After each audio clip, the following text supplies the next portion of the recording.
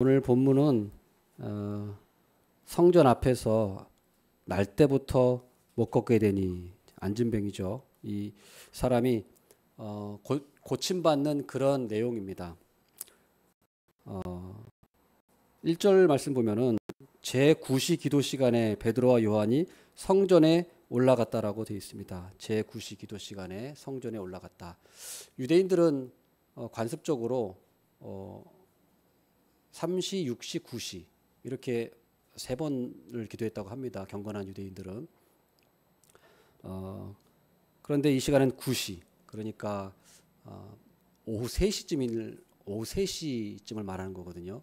그때 성전에 베드로와 요한이 기도하러 올라갔다라고 하는데 이 당시에 그리스도인들도 이제 유대교에서 아직 완전히 확 떨어져 나오지는 않았기 때문에 여러 가지 관습이나 이런 것들이 유대교에 그대로 있습니다. 그래서 이 그리스도인들도 오순절 이후에 그리스도인들이 이제 생겼지만은 그리스도인들도 계속해서 성전에 모여서 기도를 했어요.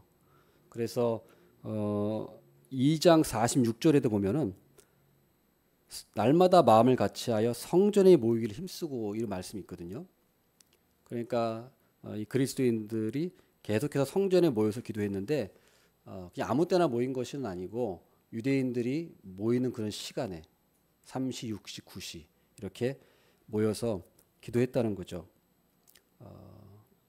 그래서 이것이 사실 오래 가지는 못했지만 핍박이 있어서 성전에 오래는 못 갔어요. 오랫동안은. 이후에 바로 이제 또 베드로가 설교하고 그러면서 핍박이 이어지기 때문에 사실 성전에 가는 거는 이제 얼마 못 갔습니다. 그렇지만은 중요한 것은 우리가 사도들도 우리가 정해진 시간에 기도하러 갔구나라는 것을 우리가 알 수 있어요. 베드로가 그 뒤에 이제 10장인가 9장인가 그쯤 보면은 베드로가 또 그 환상을 보지 않습니까? 그 보자기 환상. 그때도 베드로가 그 6시에 난 12시죠. 6시에 지붕에 올라가서 기도했다고 하거든요. 그러니까 베드로는 성전은 아니었지만 자기 나름대로 시간을 맞춰놓고 기도에 그 시간을 가졌던 거예요. 그래서 우리가 뭐 성전이건 뭐 그게 중요한 게 아니고 어쨌든 나름대로 정해진 시간에 하나님께 나아가는 시간을 가졌다는 거죠. 이것이 우리가 중요한 것입니다. 지금도 우리에게 유효한 거예요. 우리가 뭐 그렇다고 해서 이슬람처럼 뭐 하루에 5번씩 막 이렇게 율법적으로 하라는 것이 아니라 뭐 하루에 한 번이든 뭐 어쨌든 간에 나름대로의 그런 시간이 있어야 된다는 거죠. 그래서 특별히 우리가 특별히 최소한 우리가 이 공예배는 우리가 참석을 해서 기도하는 것이 참 중요한 거라는 것입니다. 뭐 하루에 우리가 뭐 3번은 못 하더라도 그죠? 우리가 일상생활을 하기 때문에 사실 쉽지 않잖아요, 그거는. 그렇기 때문에 그렇게는 못 하더라도 최소한 우리가 뭐 수요 예배, 금요 기도회, 뭐 새벽 기도회도 나올 수 있으면 좋고 이러한 교회에서 마련된 이 공예배 시간은 참석하는 것이 우리 신앙에 유익하다는 거예요. 그래서 저도 그 중국에 그 선교할 때 거기는 규율이 좀 엄격했어요. 그래서 하루에 3번 기도했거든요. 거긴 말 그대로. 그래서 아침에 일어나면 새벽에 일어나면 기도. 같이 모여서 기도하고 같이 센터에 모여 있으니까 선교사님들하고 청년들하고 같이 그때 한 10명 정도 센터에 모여 살았거든요. 같이 새벽에 기도하고 또 점심 먹고 또 기도하고 저녁 먹기 전에 또 기도하고 저녁 먹고 청소하고 막 이게 일반적이었어요. 그래서 하루에 3번을 기도하다 보니까 굉장히 어떻게 보면 스파르타죠. 스파르타 훈련이에요. 이게 말처럼 쉬운 게 아니거든요. 하루에 3번을 빠지지 않고 기도했으니까.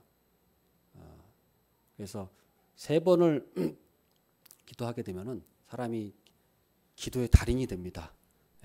뭐 기도 이렇게 해라 저렇게 해라 안 가르쳐줘도 알아서 기도를 잘해요. 그리고 무릎을 꿇는 순간 눈물이 저절로 나오더라고요. 저절로 눈물이 나와요. 무릎을 꿇으면. 그런 상태가 되더라고요, 제가. 그래서 지금은 그렇게까지는 제가 못합니다만은 또 여러분들도 일상 또 직장도 다니시고 하기 때문에 그렇게까지는 못하죠. 제가 그렇게 하라는 것이 아니라 우리가 최소한 그런 나름대로의 그런 기도의 시간은 우리가 꼭 확보를 해야 된다는 겁니다. 뭐 내가 새벽이 좋다. 그러면 새벽에 하시든지. 난 저녁이 좋아. 그러면 저녁에 하시고.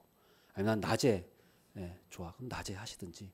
우리가 뭐 매일 하면 좋고 매일은 못 하더라도 일주일에 우리가 최소한 정해놓고 우리가 꼭 그 시간을 지켜야 합니다.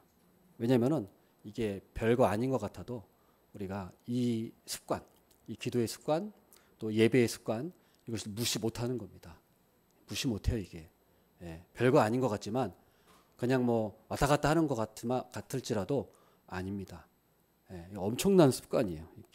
그래서 시험에 빠진 분들 보면 거의 이제 주일 예배 또 겨우 나오시는 분들 이런 분들이 시험에 잘 빠져요. 그런데 수요 예배 나오시고 뭐 새벽 기도도 나오시고 금요 기도에도 안 빠지시고 나온 분들은 시험 드는 사람을 거의 못 봤어요. 저는 거의 그분들은 항상 일정하시더라고. 제가 교회 이렇게 부교역자 생활 해보면 가만 보면 또 열심히 봉사하시는 분들이 그분들이에요.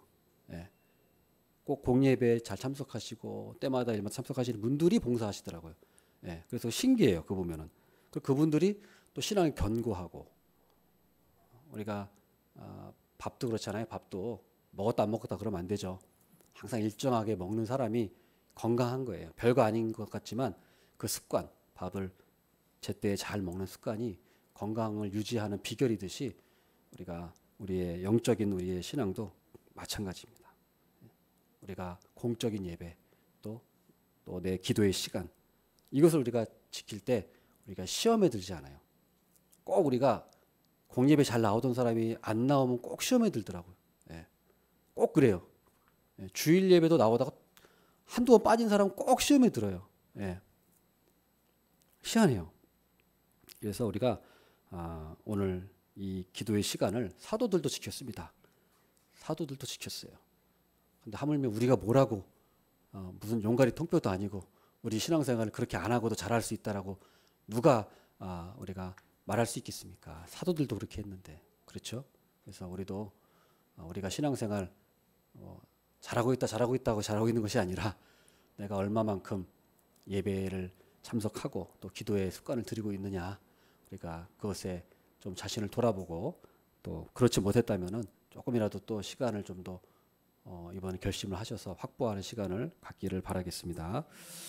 또 2절 3절 말씀 보겠습니다. 2절 3절 말씀 보면은 나면서 못 걷게 된 이를 사람들이 메고 오니 이는 성전에 들어가는 사람들에게 구걸하기 위하여 날마다 미문이라는 성전 문에 두는 자라.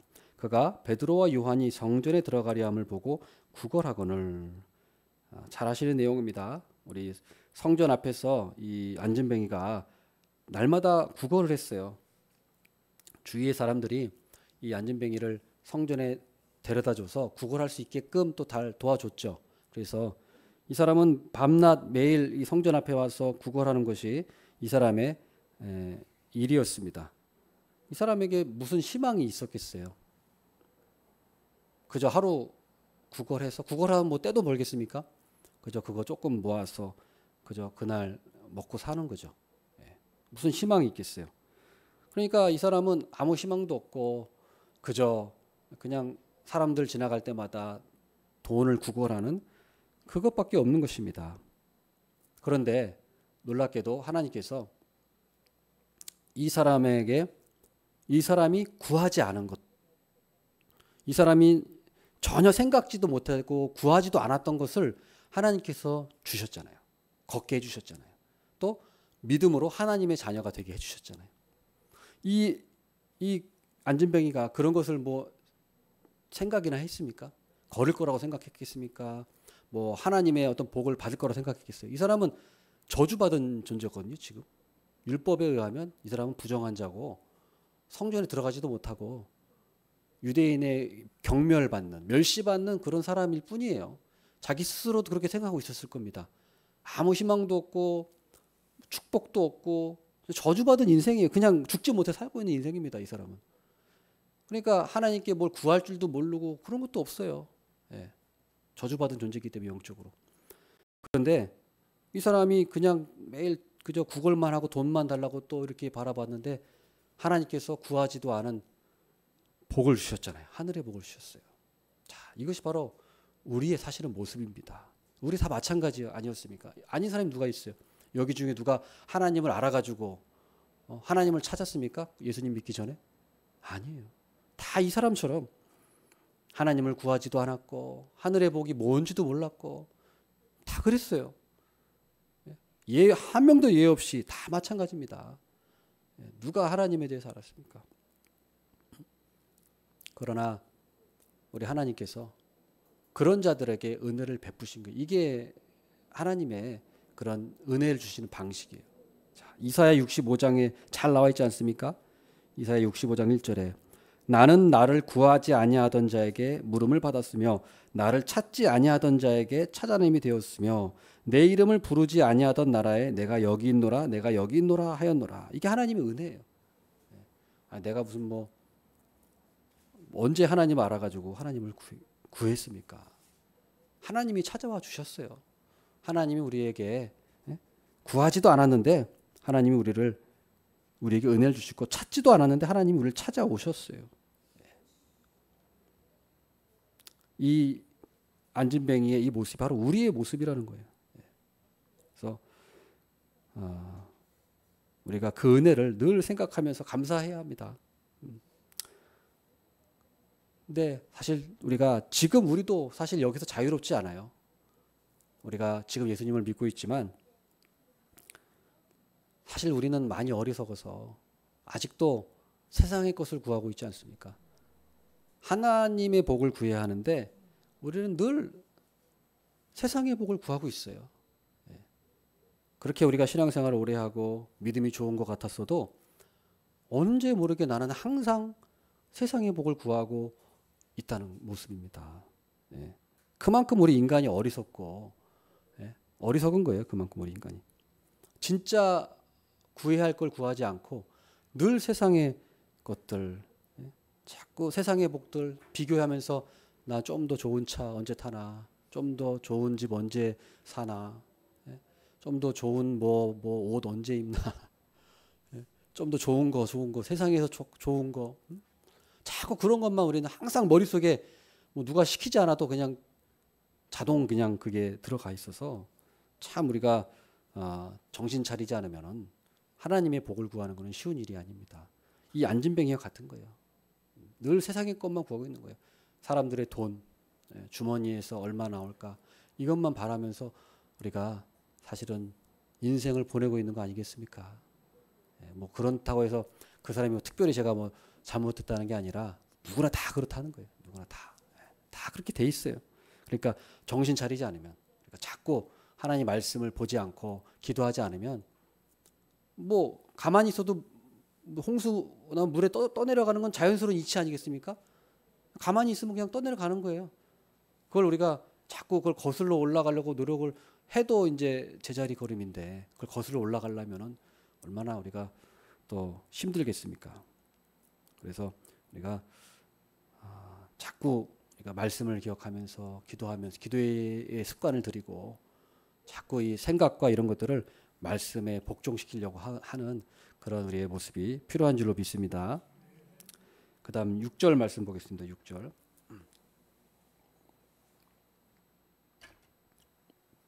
6절 보면 베드로가 이르되 은과 금은 내게 없거니와 내게 있는 이것을 내게 주노니 나사렛 예수 그리스도의 이름으로 일어나 걸으라 하고. 자, 베드로 사도가 보십시오. 먼저 뭐라고 얘기합니까? 은과 금은 내게 없거니와. 이거는 사실을 말하는 거죠. 사도 베드로가 무슨 돈이 없잖아요. 다 자기 재산 다 버리고 예수님을 쫓았지 않습니까? 배도 버리고 가정도 버리고, 물론 가족은 돌봤지만 자기의 재산이나 이런 배가 버리죠. 배 가장 그 생계 유지되는 거를 버렸어요.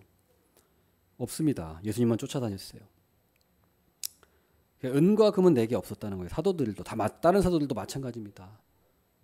우리가 이 교회의 문제가 뭡니까? 은과 금이 너무 많아서 문제예요. 교회의 모든 문제는 이제 부자가 되고 나서부터 돈이 이제 쌓이고 나서부터 문제가 시작됩니다.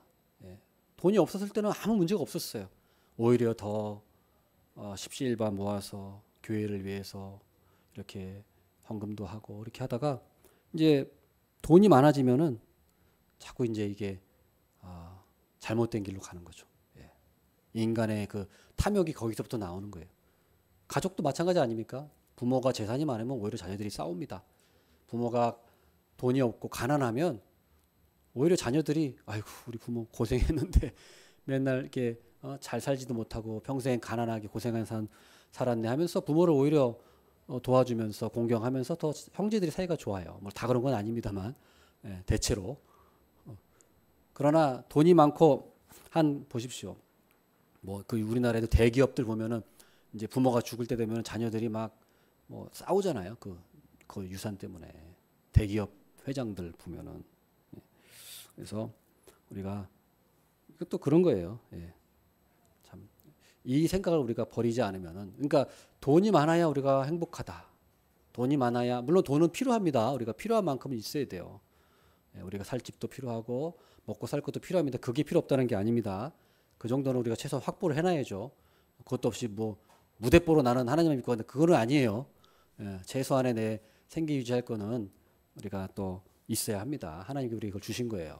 그러니까 그거 말고 그 외에 우리가 욕심을 부려서 더 우리가 그런 부리는 것들, 남는 이런 문제들, 이런 것들이 문제. 교회도 마찬가지입니다. 그래서 우리가 교황도 보세요.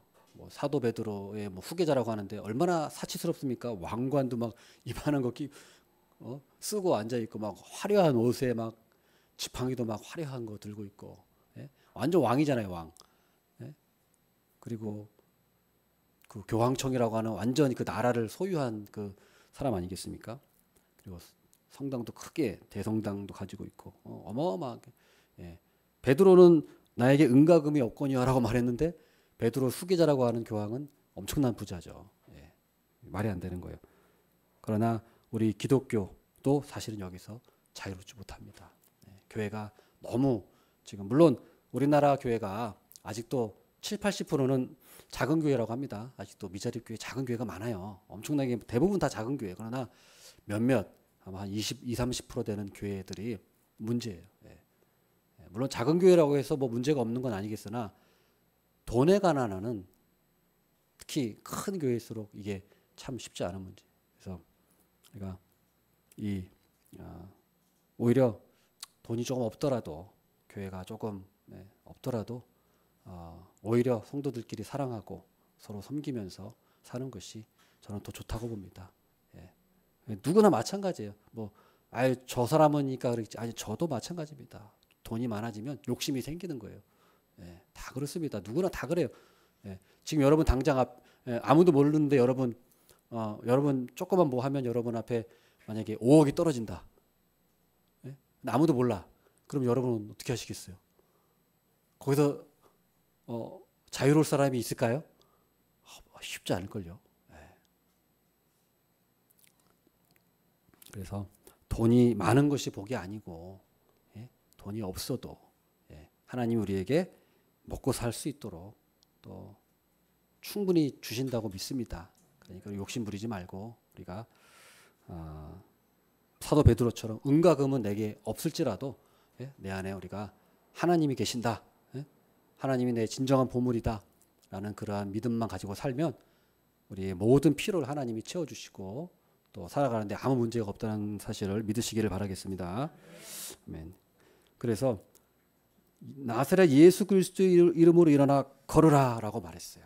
나사렛 예수 그리스도의 이름으로 일어나 걸으라. 왜 나사렛이라는 말을 붙였을까요? 그냥 예수 그리스도라고 안 하고 나사렛 예수.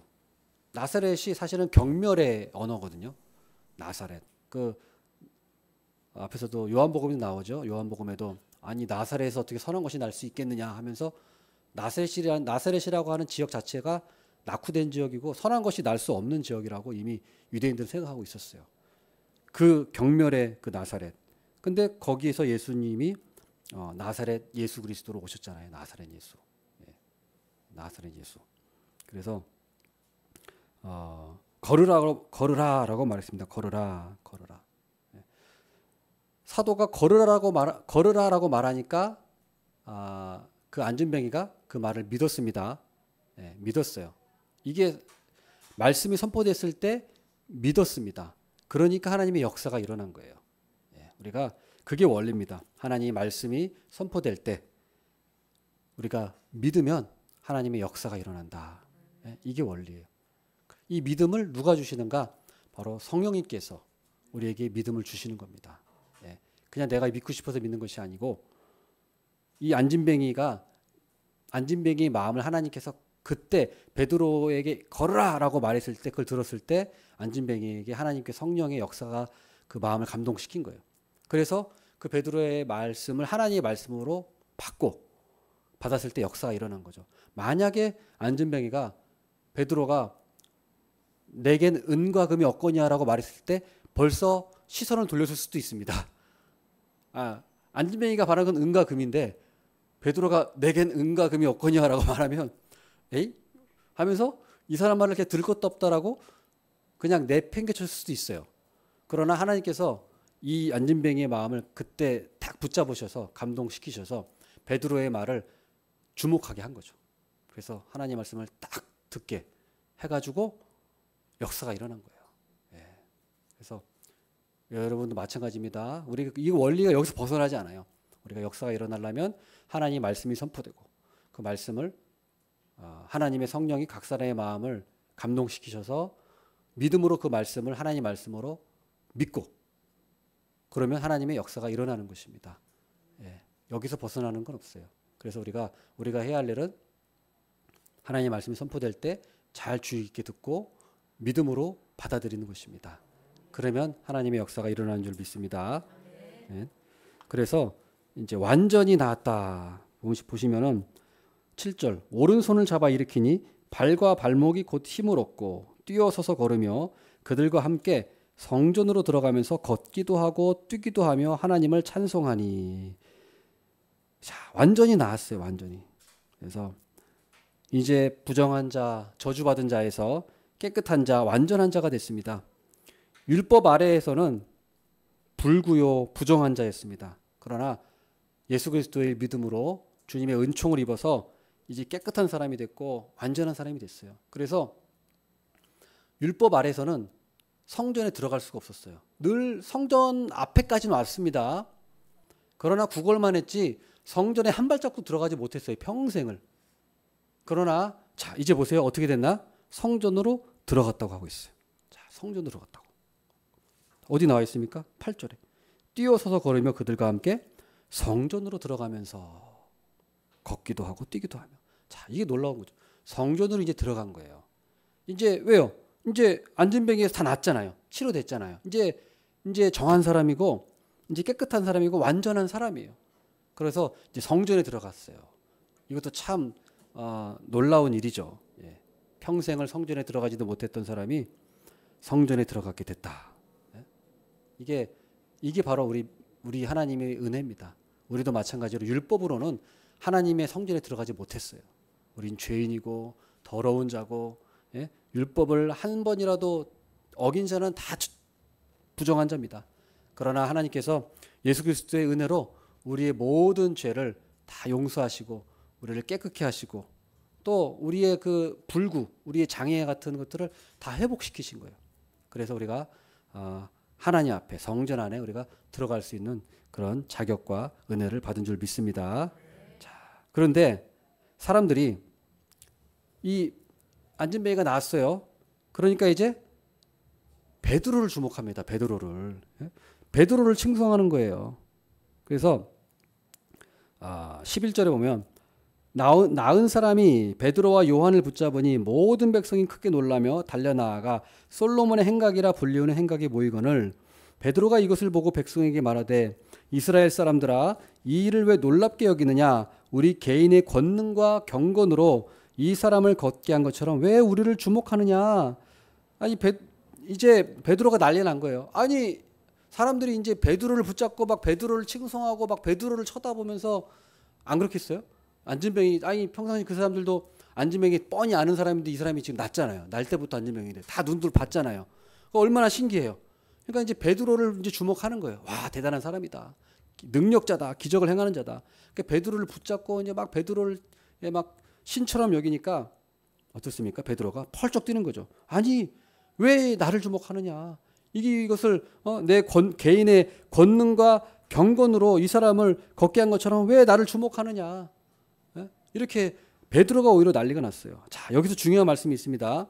베드로가 뭐라고 했습니까? 개인의 권능과 경건으로 이 사람을 낳게 한 것처럼, 이런 말씀이 있어요. 개인의 경건과 권능으로, 권능과 경건으로. 자, 이건 무슨 말입니까? 베드로 사도의 개인의 권능으로 이 사람을 낳게 했다는 것이 아니죠. 또 경건은 뭡니까? 베드로 개인의 어떤 신앙심, 베드로 개인의 열심으로 이 사람을 낳게 한 것이 아니라라고 정확하게 얘기해 주고 있어요, 베드로가. 사람들은 오해하는 거예요. 아, 이 사람이 대단한 사람이다. 이 사람이 능력이 있어서, 이 사람의 손에 능력이 있어서 이 사람이 능력을 소유한 사람이다. 이 사람은 대단히 경건한 사람이어서 이 사람의 신앙심이 대단해서 이 베드로가 이 사람을 낳게 한 것이다라고 생각했어요. 그렇게 생각할 수밖에 없겠죠. 그러나 베드로는 분명히 정확하게 얘기합니다. 내 권능, 능력이 아닙니다. 내 경건, 내 믿음이나 내 신앙심 때문에 이 사람이 난 게 아닙니다. 이것은 온전히 예수 그리스도 그리고 이 사람의 믿음 때문에 난 것입니다. 라고 분명히 얘기하죠. 16절에 뭐라고 합니까? 그 이름을 믿음으로 이 사람이 났어요. 그 이름이 너희가 보고하는 이 사람을 성하게 하였나니 예수로 말미암아 난 믿음이 너희 모든 사람 앞에서 이같이 완전히 낫게 하였느니라. 베드로 자기는 자기 능력이나 자기의 경건, 믿음이나 이런 것들이 전혀 이 사람을 낫게 한 것이 아닙니다. 이 사람을 낫게 한 것은 오로지 우리 예수 그리스도의 이름, 예수 그리스도의 능력, 그리고 이 사람이 믿음으로 반응했기 때문에 이 사람이 나은 것입니다라고 얘기한다는 사실이에요. 자, 보세요. 요즘에도 치유 집회한다고 다 불러 모아가지고 사람들을 낫게 한다고 하는 그런 사람들이 있습니다. 뭐 어디 감리교회에서 그런 거 많이 하죠. 무슨 어떤 장로가 하나님 말씀도 전혀 공부도 하지 않아 놓고서 그냥 뭐 하나님 무슨 뭐 피를 받았는지 자기가 막 설교를 하고 막 사람들 나오라 그래가지고 막 치유하고 뭐 전화로 바꿔줘가지고 전화로 치유한다 그러고 아주 사람들이 많이 찾아갑니다. 자, 그런데 보십시오. 자, 잘 생각해 보세요. 사도들이 그렇게 했습니까? 안 했습니까? 사도들이 사람들 불러 모아서 초대교회 당시에 사람들이 불러 모아서 치유 집회하고 사도들이 불러 모아가지고 그렇게 했습니까? 사도들이 그렇게 하지 않았습니다. 사도들은 그렇게 하지 않았어요. 자, 그러면 하나님은 자 뭐라고 하시냐? 야고보서에 야고보가 뭐라고 합니까? 병든 자가 있거든 장로들을 청하여 기도하게 할지라. 그리고 장로들을 청하고 교회의 기도를 부탁하라 그랬어요. 자, 야고보 시대입니다. 야고보 예수님의 동생이죠. 사도들이 살던 시대예요. 사도들이 이미 살아 있습니다. 그런데 만약에 정말 그랬다면은 여러분 병이 들거든 사도들을 찾아갔어요. 병을 낫게 하는 기적을 갖고 있는 사람을 찾아가세요. 이렇게 말하지 않고 여러분이 다니시는 교회 장로님을 찾아가십시오. 그리고 여러분 교회의 기도를 부탁하세요. 자, 성경이 그렇게 얘기하고 있습니다. 어디 아픈 사람 다 와라. 내가 나을 수 있게 해줄 테니까 다 나와라. 그렇게 한 적은 단 한 번도 없습니다. 없어요. 없습니다. 사도행전에도 없고 서신서에도 그렇게 하라고 명령한 적이 없습니다. 오히려 교회에 기도를 부탁해라. 자, 여러분 지금 내가 병을 낫게 하는 능력이 있다. 여러분 다 사기꾼입니다. 그거 개인이 소유하지 않아요. 병을 낫게 하는 건요 하나님이 하시는 거예요. 누가 그 능력을 소유하는 것이 아닙니다. 병을 치유하는 것은 하나님께서 하나님의 때에 그 사람의 믿음을 보고 고치시는 거예요. 어떤 사람이 그 능력을 소유하고 있는 것이 아닙니다. 사도들도 내가 그 능력이 있으니까 다 나한테 와. 내가 고쳐줄게 하지 않았다는 거예요. 여러분 그리고 사도들이 사라진 이후에 이런 병고침의 어떤 일이라든가 이런 기적들은 사라졌어요. 물론 우리가 기도하면 병이 낫고 한 것은 당연히 이루어집니다. 그것이 없다는 것이 아니에요. 그러나 어떤 그 사도들처럼 어떤 능력이 있어서 어떤 사람에게 그런 능력이 주어져서 이 사람에게 가면 병이 낫는다. 이것은 거짓말이라는 거예요. 예, 그것은 그렇게 하지 않으십니다. 하나님께서. 여러분 성령님은 하나님은 바람과 같으신 분이에요. 하나님의 뜻에 의해 움직이는 거지 사람의 뜻에 의해서 좌지우지되는 것이 아닙니다. 하나님께서 하나님이 원하시는 때에 하나님의 뜻에 의해서 하나님이 주권적으로 하시는 거지 사람이 그것을 가지고서 자기 마음대로 할 수 있다? 그렇지 않아요. 절대 그렇지 않습니다. 예. 그래서 치유 사역자들이라고 하는 지금 뭐 소위 치유 전문 사역자들이라고 하는 사람들 전부 다 사기꾼들입니다. 예. 다 거짓자들이에요. 거짓말쟁이들이에요. 예. 다 하나님의 그 사탄이 사탄. 사탄이 사탄. 그런 분들 다 거짓말쟁이들입니다. 자, 그럼 코로나 때 다 뭐 했습니까? 그런 분들. 치유 사역자분들 코로나 때 다 어디가 있었어요? 예? 그때 좀 능력 좀 발휘하시지. 코로나 때. 그 수많은 사람들이 죽고 나라가 그렇게 혼란스러운데 좀 능력 좀 발휘해가지고 자기한테 오라 그러면 코로나 다 낫게 한다. 그러면 우리나라 모든 사람들이 기독교를 칭송하겠죠. 예? 그렇지 않아요. 그때 어디가 있고 뭐 이제 와가지고 뭐 낫게 하겠다고요? 전혀 앞뒤가 맞지 않는 말입니다. 치유 사역자들이라고 뭐 기독교 신문에 광고하고 아니요. 우리 베드로를 그랬죠. 왜 나를 주목하느냐? 하나님이 낫겠는데 왜 나를 주목하느냐? 왜 개인의 경건과 권능을 한 것처럼 나를 주목하느냐? 근데 이 보세요. 지금 치유 사역자들은 버젓이 신문에 자기 얼굴 딱 세워놓고 광고하잖아요. 예언, 뭐 치유, 자기한테 오면 뭐 예언해주고 뭐 치유해주고 다 거짓말쟁이들이에요. 다 사탄들이에요. 네. 여러분 성경의 모든 기적은 하나님의 말씀에 가 있는 겁니다. 하나님의 말씀을 주목하기 위해서 도구로 쓰인 거예요. 네. 그래서 베드로 사도도 이 안진뱅이 기적이 있고 나서 곧바로 하나님 말씀을 증거합니다. 이제 다음 주에 보겠지만은 곧바로 예수 그리스도를 증거하는 거예요. 나를 주목하게 하는 게 아니에요. 이 사람들이 놀랐어요. 이 능력이 어디서 난 거야? 예수님. 이분을 믿어야 돼. 이거예요. 근데 이게 싹 빠지고 기적으로 시작해서 기적으로 끝난다. 그리고 교주들 그 기적을 행한다는 그 사람들한테 자꾸 집중하게 하고 헌금하게 하고 갖다 바치게 하고 뭐 재산 다 팔게 하고 이런 것들은 전부 다 잘못된 것들입니다. 그래서 예수 그리스도 외에 뭐 천주교는 성자를 의지하게 하고 마리아를 의지하게 하고 잘못된 거예요. 예, 교주들을 의지하게 하고 치유 사역자들을 찾아오라 그러고 그런 거 다 거짓말쟁이들입니다. 여러분 우리가 하나님의 능력은 하나님의 뜻에 하나님이 바람처럼 하나님의 능력으로 하나님의 주권적인 능력으로 행하실 거예요. 그걸 우리가 믿음으로 우리가 기도하고 우리가 그 하나님을 존중하고 성령님도 그 안에서 우리가 생각을 해야 합니다. 우리가 이것을 꼭 기억하시면서 바른 우리 신앙생활을 했으면 좋겠습니다. 기도드리겠습니다. 하나님 아버지